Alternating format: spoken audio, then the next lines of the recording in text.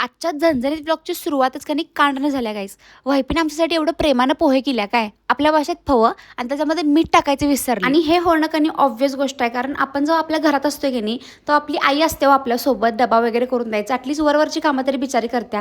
पण इथं का नाही सगळं आपलं स्वतःलाच करायचं असते. आणि तुम्हाला खरं सांगू 4-5 दिवसात माझा एवढा पिट्टा पडलाय की नाही माझं खरंच धाडस होणार नाही इथं येऊन जॉब वगैरे करणं माझ्याकडनं खरंच बाप जन्मात होणार. आता हे ऐकून का नाही काय टाळकी का नाही येऊन माझ्या कमेंट बॉक्समध्ये नाचणार काय की मॅडम काय तुम्हाला एवढी कामं येत नाहीत, मुलगीच जातीनं हे ते ब्ला लई गोष्टी बोलणार तुम्ही, लग्नानंतर तुम्ही काय करणार हे तुम्ही सगळं मला म्हणणार माहिती आहे. त्याआधीच मी तुम्हाला सांगतो कसं आहे ना, मी जॉईंट फॅमिलीमध्ये म्हणजे एकत्र कुटुंबामध्ये वाढलेली मुलगी आहे. मला 50 माणसांचं जेवण येते, मला सगळी कामं येतात, काही वाद नाही आहे. पण कसं आहे मला आजूबाजूला माणसं लागतात, हे एवढाच विषय आहे. आणि मी माझ्या माणसांना सोडून जॉबसाठी तर अजिबात बाहेर देशात येऊ शकत नाही, आय मीन शहरात. जाऊ दे ह्या गोष्टी होत राहणारच. आम्ही आज गेलो स्वामीनारायण मंदिरमध्ये आणि मंदिर तुम्ही बघितलं असेल एवढं शांत आहे, असं एकदम भारी वाटलं. माझे फॅन्स पण भेटले तिथं, दर्शन त्यांनी घेतलं आणि आम्ही रिटर्न घरला यायला निघालेलो. तोपर्यंत मला एक कॅफे दिसलं आणि असं वांड होतं तुम्ही ते वातावरण बघू शकता. कारण एवढ्या भारी वातावरणामध्ये पण तिथं काही माणसं होती मूर्ख, ती स्मोकिंग करायला. आता तुम्हाला माहिती आहे माझा स्मोकिंगचं केवढं वाकडा आहे, असं वाटतं त्या 2 सामना जाऊन कानाखाली वाटतं, कारण का एवढं भारी नेचर होतं, एवढं असं फील करण्यासारखं होतं गणी.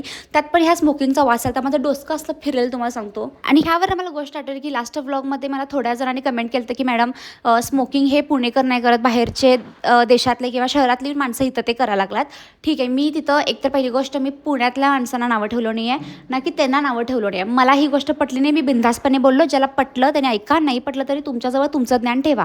मला अजिबात पुण्यातल्या माणसांना अजिबात नावं ठेवायचं नाही आहे. फक्त एक बेसिक गोष्टी मी सांगितली की इथं हे घडायला लागलं. आणि मला माहिती आहे पुणे किती चांगलं आहे. पुणे चांगलं नसतं तर मी आलोच नसतो गाईस. पुणे खरंच भारी आहे. भर रस्त्यात आमची गाडी बंद पडल्या म्हणजे पेट्रोल संपले गाईस. आणि या कुत्रीला सांगाल तर पेट्रोल घालवाय व्हायचं ओव्हर कॉन्फिडन्स जाते. चाल अजून 7 किलोमीटर जातोय, अर्धा किलोमीटरवर